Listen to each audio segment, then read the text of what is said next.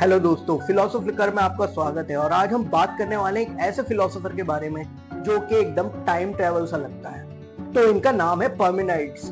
मैंने अपनी पिछली वीडियो में हेराक्लाइटस और उनकी फिलोसफी के बारे में बात करी थी, जो कि उन्होंने कहा था कि एवरीथिंग इज फ्लस्क। अगर आपने वो वीडियो नहीं देखी तो प्लीज उस वीडियो को चेकआउट करिए। तो जैसे हेराक्लाइटस ने एक कॉन्सेप्ट दिया था, वैसे पार्मेनाइड्स ने इसका बिल्कुल अपोजिट कॉन्सेप्ट दिया और उनकी फिलोसफी थी ऑल इज वन।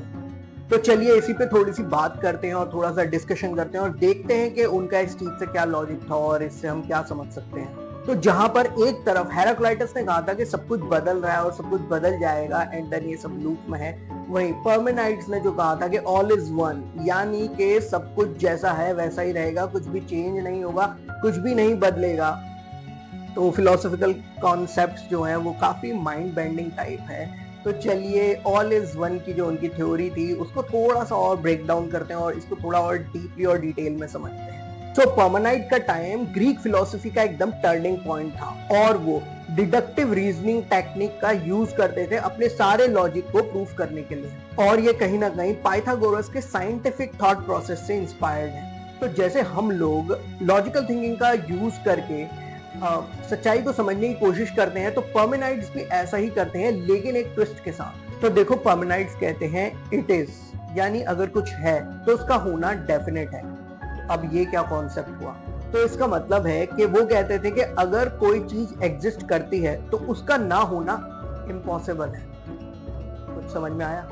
ओके, तो मतलब कि वो कभी भी कुछ नहीं हो सकता, मतलब कुछ नहीं होने का आइडिया ही इलॉजिकल है। तो कहने का मतलब है कि नथिंग यानी वॉइड का कॉन्सेप्ट एग्जिस्ट ही नहीं कर सकता। तो मतलब वो ये कहते थे कि इस दुनिया में जो कुछ भी है वो हमेशा से था और वो कभी बदल भी नहीं सकता। और पार्मेनाइड्स आगे ये भी कहते हैं कि अगर कुछ चीज दुनिया में एग्जिस्ट कर रही है और वो बदल नहीं सकता तो फंडामेंटल चेंज इम्पॉसिबल है। मतलब कि कोई भी चीज परमानेंट नहीं हो सकती जब तक वो वैसे ही नहीं रह सकती बिना बदले।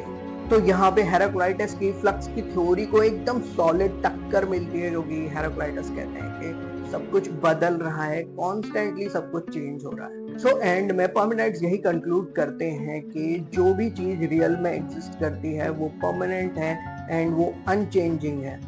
ये तो यही मेन कॉन्सेप्ट है ऑल इज वन का। और वो बोलते हैं कि सब कुछ एक ही है बस। तो यहाँ पे उन्होंने सोसाइटी को एक और शॉकर दिया अपने एक और कॉन्सेप्ट के साथ, कि उन्होंने कहा कि जो भी चीजें हम अपने सेंसेस से कंज्यूम कर रहे हैं, देख रहे हैं, या जो भी इंफॉर्मेशन हम अपने सेंसेस से ले रहे हैं, वो सब गलत है और हमारी सो कॉल्ड रियलिटी हमारे सेंसेस की वजह से फॉल्टी है और हम उस पर 100% रिलाई नहीं कर सकते। तो उनके इस थॉट ने उस टाइम पे फिलोसफी की दुनिया को हिला के रख दिया था और उन्होंने हमें बताया कि हम जैसा सोचते हैं देखते हैं वैसी दुनिया नहीं है। और वो कहते थे कि चेंज और रियलिटी की जो बेसिक चीजें हैं वो बस एक इल्यूजन है और उनका रियलिटी या मतलब उनका किसी भी चीज से कोई खास लेना देना नहीं है। और यही उनकी थ्योरी थी ऑल इज वन की। तो फिलोसोफर्स की उस टाइम पे ऐसे ही लड़ाइयाँ होती रहती थी, मतलब लड़ाई नहीं कहेंगे, जस्ट आर्ग्यूमेंट, डिबेट।